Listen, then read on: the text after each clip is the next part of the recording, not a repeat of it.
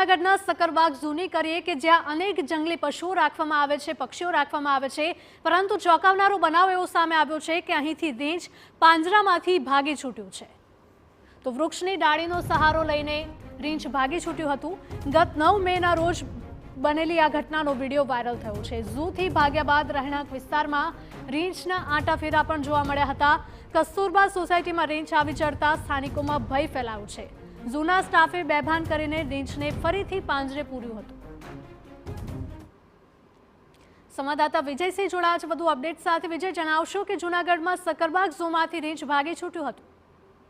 ચોક્કસથી જણાવી દઉં તો જે રીતે આ 9 મેની જે ઘટના છે કે જે સકરબાગમાં જે ઝૂ માં જે રીંછ રાખવામાં આવતા હોય તે આવનારા પ્રવાસીઓનો જે રૂટ ઉપર જે બસ જાય છે તે રૂટ ઉપર રાખવામાં આવે છે, તેમનું પાંજરું હોય છે।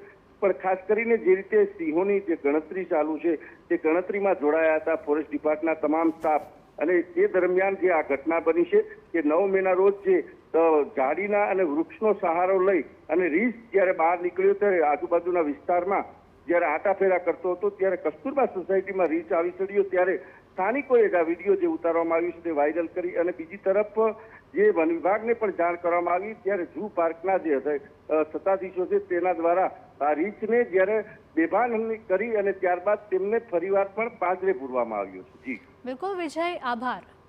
તો જૂનાગઢના સકરબાગ ઝૂનો આ બનાવ સામે આવ્યો છે। 9મી તારીખે રોજ બની હતી આ ઘટના અને રીંછ અહીંથી ફરાર થઈ ગયું હતું।